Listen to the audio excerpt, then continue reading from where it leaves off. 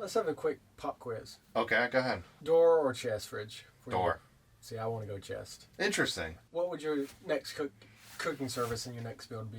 Ooh, I can't say because that's, it's Ghost 3. Right. That's my next van. But are you thinking induction top or are you thinking Instapot or? My next van, because I'm transitioning into half-lifer, which I'll go on extended trips and whatnot, I think I'll have a combination of both. I probably have somewhere between 200 to 400 amp hours of lithium. I don't know.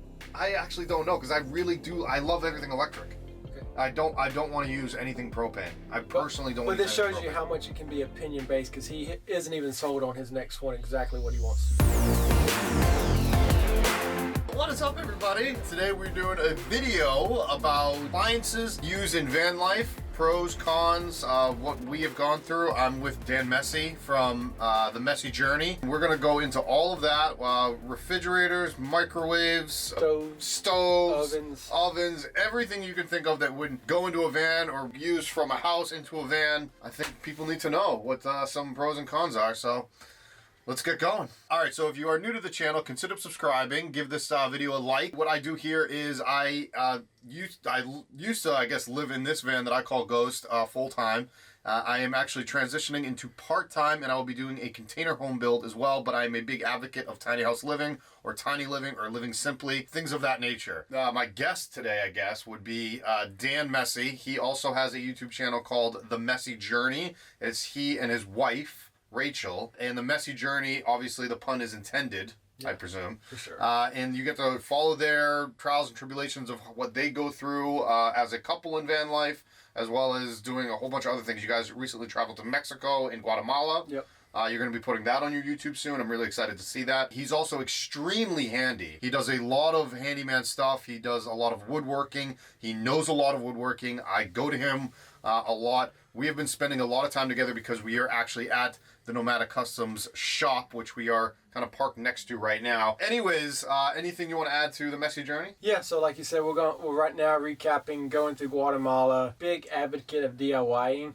Even though I do work at a professional shop now, I still want to inspire those that want to do it, but also I want to help set up the limitations when you know to stop and go see a professional as well. I love that. Thank you very much. And again, even my van that I'm sitting in right now, I always called it a DIY assist build. Yes, I did a lot of the work with my father, which is DIY. I had somebody professionally build my electrical system and etc. and so forth. That's really not what this video is about. Oh, and by the way, Dan has built his own van. He's also helped anywhere between 15 to 20 with other people's builds, I guess. Yeah, vans, buses, tiny homes, whatever. Everything, right? Anything tiny. So that's not what this video is about. This video is about, Dan and I have been kind of racking our brains around what we want to do. I'm going to have him on a lot more because, well, I'm only really hanging out with like 3 people, 4 people. So I'm going to have him on a lot more. We're going to do kind of a mini series inside of my YouTube channel, which will be kind of going over like appliances one week, which is what we're doing today. We're going to go over DIY cabinetry, I think, or different types of cabinetry that you could put into a van. We're going to go over bed systems. So we're going to do like a mini series of this, probably a weekly show of the two of us kind of talking about not like this way or that way. Right. We're just going to give you guys suggestions and options on what to do. I'm really big on the DIY advocate side. That's why I brought him on. Before we even get started, I did a video a couple weeks ago with Mark from Nomadic Customs, and we did a video on heating. And the very first thing we talked about with heating was, before you can even talk heating, you have to talk about insulation. Well, same goes for something like this. Before you talk about appliances, you want to kind of consider power. Power is going to dictate on what you're going to use for appliances, in my opinion. Do you agree? Absolutely. It dictated what ours was. Right. If you don't have enough power, then you're probably going to want to do something with propane in regards to cooking or something along those lines, or another means of cooking other than, an electrical system. I knew I had enough power to handle my cooking. I don't even know. Do you? What do you use for your cooking? We have propane because in the beginning our batteries was not stellar. They're not stellar, yeah. We did a very cost-effective build, and we've upgraded our system now that we could handle induction now, but we started with propane. Nice. Again, power I think is very essential, especially, I think the biggest power draw, like the consistent power draw that our appliances use would be a refrigerator. Because even on a 12-volt refrigerator, you can run anywhere between 3 to 6 amps, I believe, right? When the thing is on. I'm going to take your words on those stuff. Okay. I haven't studied those data. Okay, cool. A good 12 volts refrigerator could run in between 3 to 6 amps, give or take. Sounds right. And again, the refrigerator's not always on. It does cycle on and off. It depends if it has a freezer or if it has a fridge freezer or if it's just a fridge or if it's just a freezer, it's going to cycle on. Even your climate.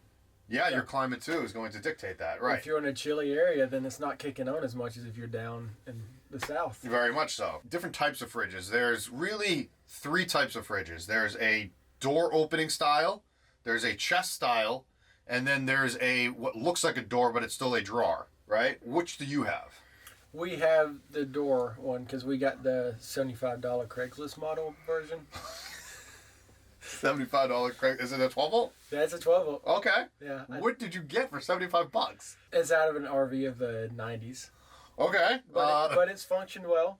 But it was funny, at like one festival we was at, one guy was like taking notes on everything. He's like, so which model did you go with? And I told him that, and because that's the only reason we got that one was because of the price point. You were on a severe budget when you did your van. And so, but he was still wanting to get the model number and everything. So don't get stuck on model numbers. As long as it's what though? 12 volts?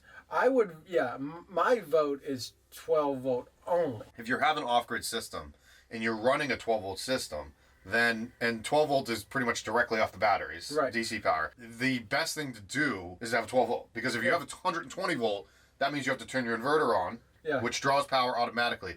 I think my inverter draws like 4 amps just being on. 120 volt, it draws, I believe, the same amount of power in regards to amperage. However, you have to turn your inverter on, and the inverter draws power as well as it's 10 times the power. 120 volt, 12 volt, it's going to draw even more. Even though the amperage is the same, it's still going to draw more power. So we always say go with a 12 volt refrigerator. What stinks about 12 volt refrigerators, with the exception of Dan's case, they're typically triple the price, quadruple the price. A good 12 volt refrigerator, low end, you're looking at $600. High end, you can go into the thousands. I have an isotherm. I also have a door style. Did you ever look into the chest styles at all? I won't. I would actually prefer the chest. I think. Interesting. I think they'd be more efficient in packing food in. Okay, good point. I had a chest style in my first van, switched to the door style, and I can tell you guys why. I went from chest to door because I didn't want to like have the entire refrigerator on sliders and then open up the chest. Yeah. I think the only way to do a chest style is to have it right at countertop height and have your countertop lift. That's one good way, Yeah, or in a bench or something. Yeah, it has to be a dedicated zone that you can quick in and out. I don't like the fact that I'd have to get 500-pound sliders, heavy-duty sliders, which cost $120 or $100, and then you have to slide out and then open up. It felt really unnecessary for me, so I went to a door style. Why I went with Isotherm, I think Isotherm for me was a brand that was just far beyond all the other brands. It is more expensive, however, they were originally designed for boats. Yeah. So they are meant to take a beating when it comes to going through earthquakes like we drive through. I've said that many times before. I feel that like the pitch angles of an isotherm can be handled a lot better. Although domestics are fine, winters are fine. You actually said you really don't know all that much about brands. Right, no, I don't. Dometic makes a good refrigerator. They're bulkier and more durable, or I think they're durable. Winter makes a really, really nice chest style fridge freezer combo. It's probably one of my favorites. Isotherm, I think, makes the best door. I have a small little freezer in mine, and I know a lot of people use like separate refrigerators as a designated freezer, so they'll have 2 different units. Yeah. Some people have just like completely free fridge, and then they'll have a smaller freezer. I originally designed my van to have a pull drawer freezer. I thought it was a cool idea, and then I realized like I would have been spending something like $2,500 on a fridge and freezer, and I was like, I'm not doing that. I like how some of the chest styles you can change one of them from a freezer to a fridge. Yeah. So it has your double units. I think those would be really slick. But that also determines on your layout, too. Yes. Very good point. So I brought up a point that power is a big component of appliances. Your layout is a big component of appliances. Like if I put a chest-style fridge in here, I don't know where I put it. You'd have to put it where you're sitting, really. That's pretty much it. And I can't underneath that. That's where the water tank and there's a wheel well right there. So it'd have to be either where I'm sitting or even where my refrigerator is, which is up by the door. But again, that footprint is a lot smaller. You'd have to have it on a drawer then. I'd have to have a drawer, right. I particularly don't like the ones that look like doors and they come out as drawers. Yeah. I don't see the point of it. I feel like you lose space. And I'd be worried since you're moving.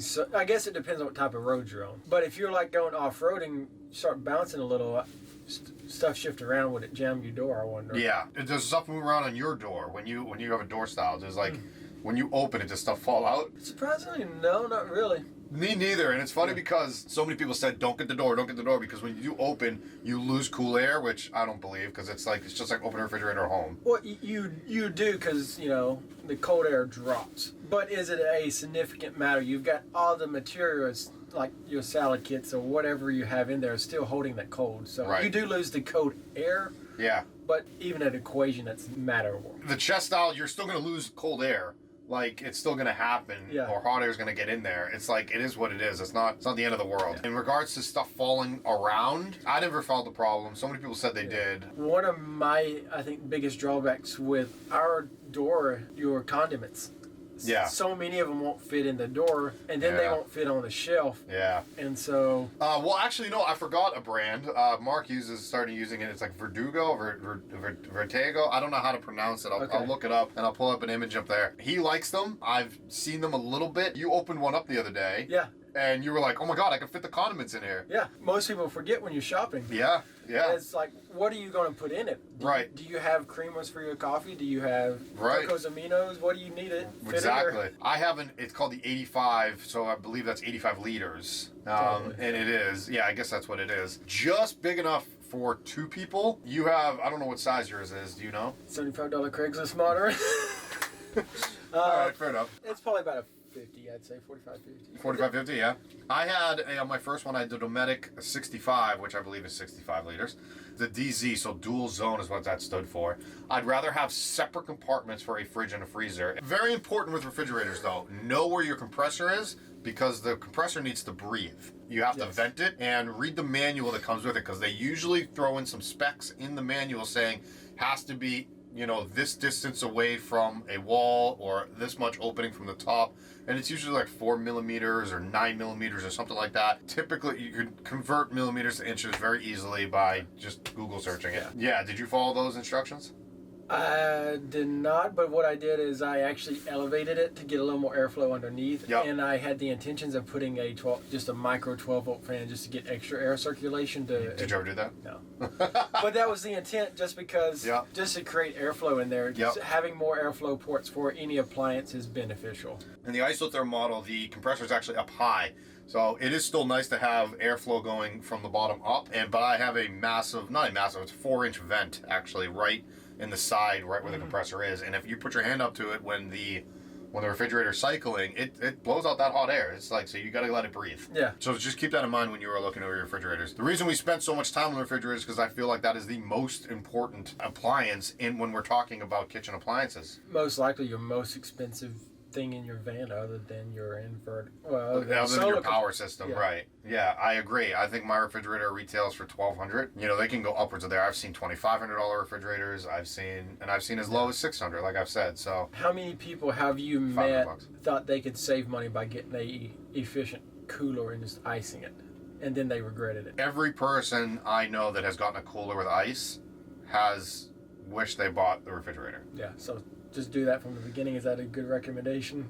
Yeah, why? I don't know why. Because if you even went out and get like a Yeti cooler, right? Yeah. There's still going to be a couple $100. Right, and then you got $2 in ice every week at least. At least. So just somehow find the money to buy a decent refrigerator, 12-volt. Work it into your layout, work it into your budget somehow, because you will not regret it. If you're living, I don't care if you're living part-time or full-time, you're going to want a nice refrigerator. For sure. If you have like 120 volt and you're looking to change over to a 12 volt, which I really, really think you should do, just because you have that in your layout currently doesn't mean that there isn't a 12 volt that will fit in that space. You can make it work, you can fit it properly, hire a handyman that can do it, or somebody around you that can do it, or even a shop that you like, but you can make that work. I've seen people do it. I've known people that have done it. So one thing odd we did is I actually tied our fridge and our fan on the same fuse. Okay. That way, because that's gonna be a big fuse. 10 amp. Yeah. Since it was an older fridge and I didn't know if it would pop a fuse, that way if it did, my fan would go out and it would let me know. Oh. That's interesting. That's really interesting. So it's that like would be like fail safe for me. Yeah, I guess like if you attached it to like one set of your lights. Yeah. You could do it that way too. Yeah, that'd be a great way to do it. Right, because then if your lights didn't turn on, you just knew you blew a fuse. or your refrigerator blew a fuse or whatever. Let's move on to another appliance. I'm gonna have you pick the appliance that we could talk about right now. Before we move on, do you have any thoughts on propane fridges? I don't like them. I don't like them for many different reasons. The biggest reason is you have to vent a propane fridge, and that is a huge hole in the side of your van. We're talking like big hole, right? Yeah, and I don't know about all that, but you got to have your make sure you turn your propane off when you drive and then turn it back on. It just seems like an extra hassle or a step you would forget. Very common in the old school RVs, I would say, it's a three-way fridge. It's AC power, DC power, and propane. So now I'm going to have you pick the appliance. The next one we go to. Well, I think the next big thing is cooking. Is pizza important? Is pizza important? How important is pizza to you? For me, I love pizza. However, I've cooked it on Induction cooktop before. Oh, nice. How did it turn out? It was good. You burned the bottom a little bit. If you can like elevate it, it's actually not that bad. And then like kind of steam it. Yeah. It actually works. Okay. I don't know if you've tried that. No, I haven't. Little boxes that go on them, but then I was like, then you got to store that. You might as well just build an oven. Yeah, you could. You could build an oven. How important is cooking? How important is pizza to you? How important is baking cookies to you? Yeah, cookies and pizza. How important, How important are those to you? These are the things you might have to sacrifice going into van life. Now, or unless you get a, like, Dometic sells an oven. Yeah. Or even we've got the Camp Chef one that have like blown up since we've got them. Like they've gone crazy. People's using them. How big is that? Big enough for frozen pizza. Really? A full size? Yeah, my wife loves pizza. How do you run that, on propane? Propane. Interesting. So on our propane, I actually installed a electronic valve right at the tank. Okay. So I turn it on by a switch every time we use it. I think it's important to have a separate switch for propane. And so many people are just want to leave it on all the time, and you more than likely would be fine, but there's always that chance of not, and then nice to have the valve electronic so you can turn it off. We also, when I installed that, I went to a propane shop, had them do my fittings, get it connected. The only thing they wouldn't do is attach it to the propane tank, because then they're liable. They're liable. Yeah. But up until then, they could do it all. Interesting. That's a good idea. Propane shop. Do you swear by cooking with propane? I don't swear by it, but it's cost effective. It's very cost effective. I'm glad you brought that up. What was your propane setup? Estimate. Yeah, price wise, the stove, we bought it when it was cheap. We bought it when it was like $160. Now they're like $260. Wow, so 200. We'll say 250, between 160 to 250, depending on that one. And then you got to run your line, and then that valve was like $40 or $50. So you're like $500 in. Okay. But your energy source, next to nothing. We use a typical barbecue tank size, or barbecue tank size. So you have, what is it, the 10 pounder, 20 pounder? Just ones you go get at the hardware store. Right. You just swap at any gas station or whatever, or you can get it refilled. And I know a lot of people that use the cooktops. That's for your oven style, right? Yeah, oven and your burner. cooktop. Because ours is the oven and with a 2-burner on top. Okay, cool. I know a lot of people that use the 2-burner, like the Colemans. I know a lot of people that use those, and they hook up the little 1-pounders to that. Those are also very cost efficient. Well, they're more cost efficient than what I use. Yeah. They're very just user friendly. I did a tour with a girl named Tori recently, and she actually has reusable or refillable 1-pound tanks. They come in like a pack of 5, and if you can go to a propane place, they actually will fill up the 5 tanks. Okay. And it's a little bit cheaper way to do it. Price of the refillable ones are a little more expensive up front. However, you're going to save yourself in the long run getting them refilled, other than buying new 1-pounders every single time and then disposing of the 1-pounders every time. You can't just throw them out in the trash. No, I've actually got like 10 of them, because that's what we started with at my parents' house. Little 1-pounders? Yeah, I gotta figure out what to do with them. But anyways, I use electric. However, my large investment was the power system. Yeah. My Induction cooktop in itself is a single burner cooktop. Only ran me about $100. However, I'm spending way more in that in power. Like, my entire power system, I had a professional do it, wired up. It was a kit.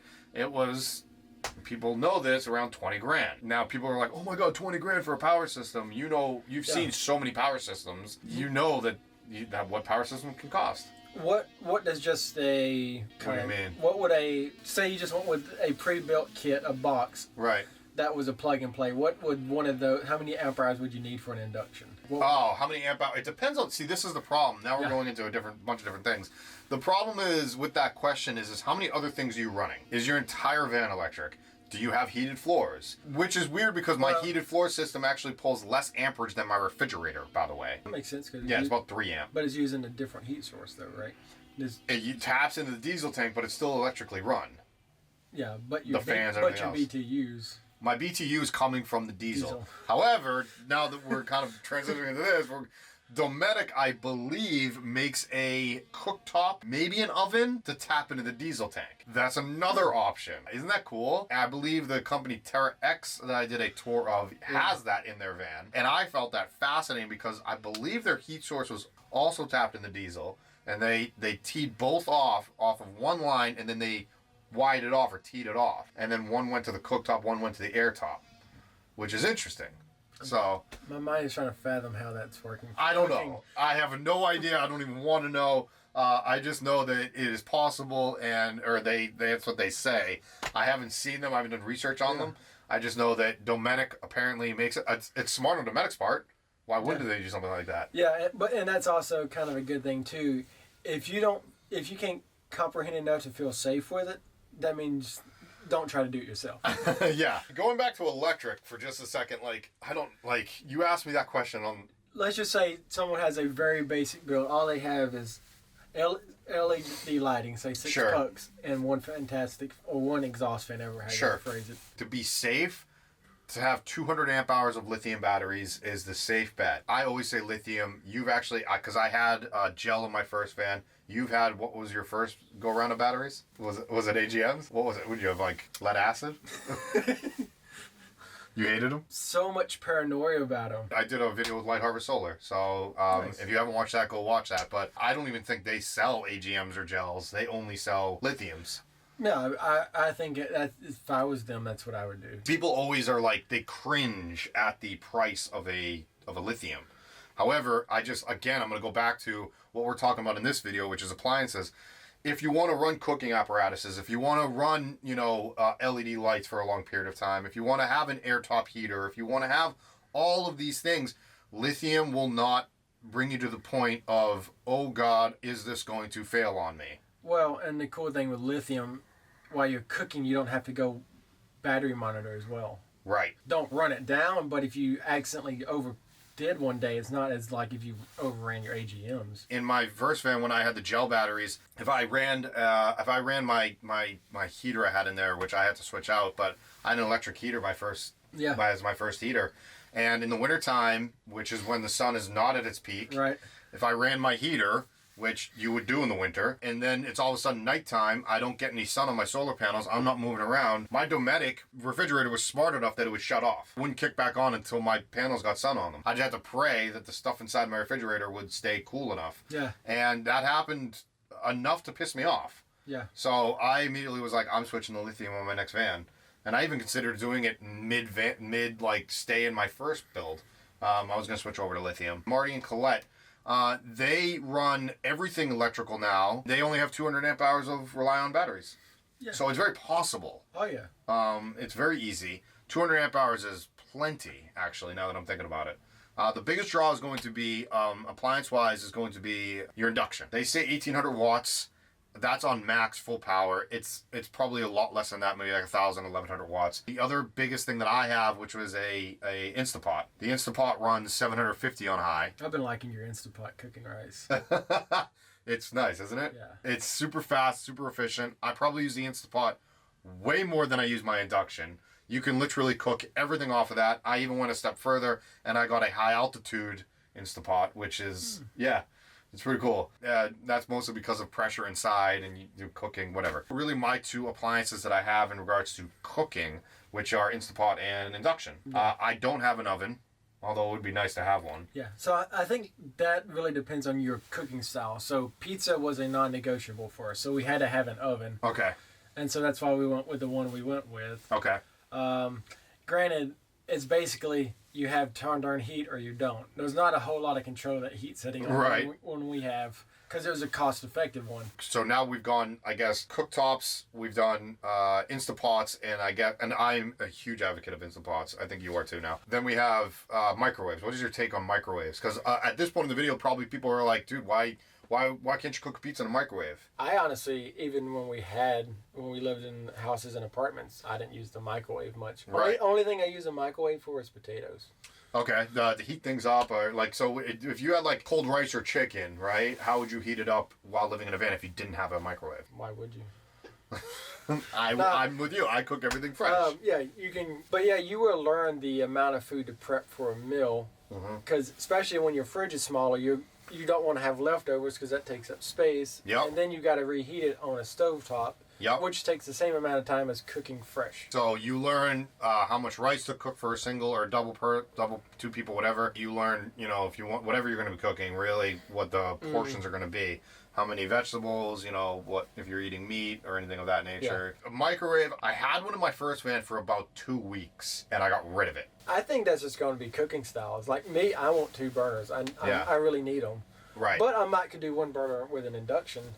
But I think I would need 2 cooking elements, rather it be an eye and a pot. But then I also need the option for pizza. You like pizza and cookies? Yeah. I do know this now that I've been... at festivals we're always giving out cookies and stuff. Oh, that's right. You guys did make some good cookies. Lastly, this is not really an appliance per se. I was going to say water, but that was more like, I was going to say sink. Okay. But water kind of goes hand in hand with that. Yeah, I guess you want to talk about water. No, I shouldn't have interrupted you. No, you're good. You're good. Water, what size water tank do you have? So the evolution of ours, we started with the 7-gallon jerry can, fresh and 7-gallon gray, and that was the hand pump. Okay. I hope we had a defective hand pump, because that thing was a workout. Okay. Like it took 16 pumps for 20 fluid ounces. And now you have? Now we have just your 3-gallon per minute 12-volt pump with 2 20-gallon tanks underneath. 2 20-gallon tanks? Yep. So one fresh, one gray? No, both fresh. Oh. When we went to Guatemala, I didn't know how the water would be getting there, so I wanted to make sure we had ample amounts of water. Do you have any filtration systems? Okay. Yeah, filter it before it goes into the tank. Then after it gets triple filtered, you put the Purgine or chlorine, whatever it is, into the tank, and then under the sink you have another filter to pull out that chemical. Wow. That is a lot. But that way your tank stays sterile. But you went through Central America, so this was really important to you. And actually it was unnecessary because down there they use a lot of the 5-gallon water jugs. So those refilling stations are everywhere, and they have hose attachments. So I just hooked the hose up to them. Really? I didn't even know that. So it's an unnecessary... I think... Like the glacier stations, like those? Yeah, but they're like stores there. Right. Oh, wow, cool. That's cool. Yeah. I like that. Super cool, nice people. We are going to do a separate video with Dan and just talk about his trips through Central America, because I think they're fascinating. I have a 22-gallon over-the-wheel wall water tank. I think that is a sweet spot. You have 40 gallons of fresh.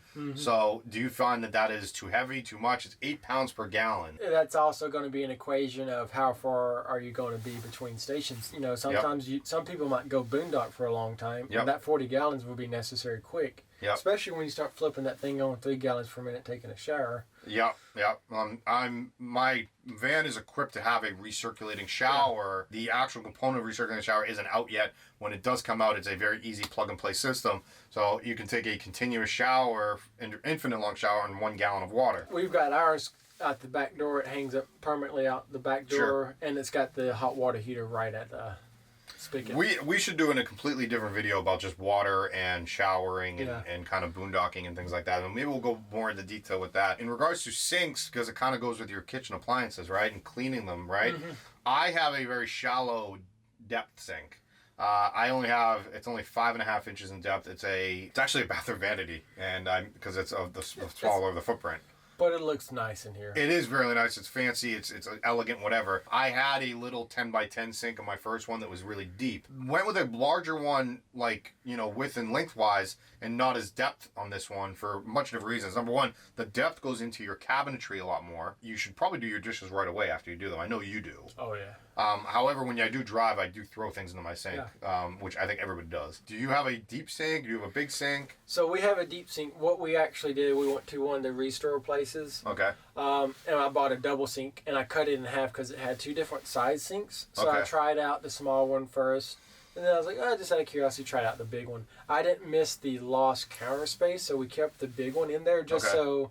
there for a little while we were using a sink buddy, which is just suction cup thing that puts a divider in there. So you could wash things here and set it over here to be out of the way. Sink buddy. Yeah. Okay. Did not know these. I personally like a big deep sink because your bowls, your plates, everything you're using stays your residential size. Just because you went tiny doesn't mean your food went tiny. It's my theory. And well, because you went tiny doesn't mean your food went tiny. Just because you've got a nice big sink as well. Yeah. So yeah, I did lose gravity space, but on mine I don't have the P-trap. I have the flange one. I didn't want to put the trap. I had the trap in the first one. We both have 7 gallons of water, so we're dumping ours pretty often. I probably dump mine every third day. Yeah, that's about what we do. You know, depending on how much I use. I fill my 22 gallons when I was even boondocking. I mean, I boondock always, but like, you know, stealth parking or street parking, boondocking wilderness, I'd say I'd last about 2 weeks as a single human. That seems about right. And maybe I can stretch it to 3. Where your water consumption is mostly on how long it takes you to clean your dishes, I think. You learn pretty quickly that the on-off is very essential in van life. I mean, really to sum up, I think we touched on refrigerators and cooktops and ovens, and microwaves and Instapots and pretty much all the appliances that should be in van life or could be in van life, and are they smart? We're going to end it pretty much with, this is not a hard and fast way that we're saying to do it this way. We're just kind of giving our opinions, and this is coming from someone that's lived in a van for 3 years and somebody that's lived in a van for 2 years. 2 years, and it's a wife, so 2 people in a van. So it's a little bit different perspectives. I think it's good for us to have our knowledge sharing with you guys. Let's have a quick pop quiz. Okay, go ahead. Door or chest fridge? Door. See, I want to go chest. Interesting. What would your next cooking service in your next build be? Ooh, I can't say because that's, you know, it's Ghost 3. Right. That's my next van. Right, but what are you thinking? Induction top, or are you thinking Instapot, or my next van, because I'm transitioning into half-lifer, which I'll go on extended trips and whatnot. I think I'll have a combination of both. I probably will have somewhere between 200 to 400 amp hours of lithium. I don't know. I actually don't know because I really do. I love everything electric. Okay. I don't want to use anything propane. I personally don't. But this shows you how much it can be opinion based, because he isn't even sold on his next one exactly what he wants to do. So it's buy build scenarios. Unless we talked about it a little bit. Unless I can get a something that's happened in the diesel tank. Yeah. And that will be the combustion source of a cooking apparatus, and that could be my cooktop. You know, we didn't even touch upon this. We'll kind of end here. Do you prefer built-in or portable? Ours is technically portable, and we did use it at one festival because we had to stay inside. Yeah. And they told us we couldn't use propane inside, so we took our oven to the door. I would just do built-in, personally. I had built-in on my first one. I switched to portable on this one. I love the fact that portable is so easy and convenient. Now, if you guys know my van, I have 6 feet, and you're in it right now. I have 6 feet of countertop space, and nothing is taking. There's no obstructions. Right. The portable is nice because I can lay out all my products wherever I want, and the built-ins, I feel like I am constricted just to that area. I personally like portable. Not only do I like portable for the reasons I can put it anywhere, but when you are out boondocking on wilderness or campgrounds or whatever, you can take your portable things and put them outside. You can take your Instapot and you can bring them outside, run an extension, or you can even bring it to the back, which is a lot of people have back setups, or like the fold down table outside your slider, things like that. That's why I like portable. Yeah. Then you're also talking storage space too, by the way. It's like if you're going to put all these appliances in your van, you have to worry about where am I going to put all my clothes, where am I going to put my dishes, where am I going to put everything else that needs to go in here, especially if you're full time. So, guys, a lot to consider, a lot to think about. The Messy Journey, go follow them on Instagram and YouTube. You want to end with anything, Dan? Dan the man? Definitely just consider what your cooking style is going to be is the biggest thing. If you never use an oven, don't even consider one. Right. I mean, if you right now function on 2 eyes at your apartment or house, that's what you go with. You know, whatever your cooking style is now, see if you can mimic that. We're going to do another episode. The next one's either going to be, I don't know, cabinetry or maybe bed systems. Comment below. Let us know what you guys want to hear about. We have 2 different style beds. I've had 2 different style beds. Mm-hmm. And I've seen, I think there's 5 bed styles, what we talked about last night. At least, yeah. There's, I believe, at least 5. Yeah, when you basic them down. Right. 5. There's 5. I'm excited about that one because I really want to talk to you, pick your brain about it. So we will see you guys. Well, we're going to try and do this weekly, maybe every Monday. How's that? Monday sounds good. Monday, the Dan and Jarrod show. You like how I put his name first, even though it's my channel?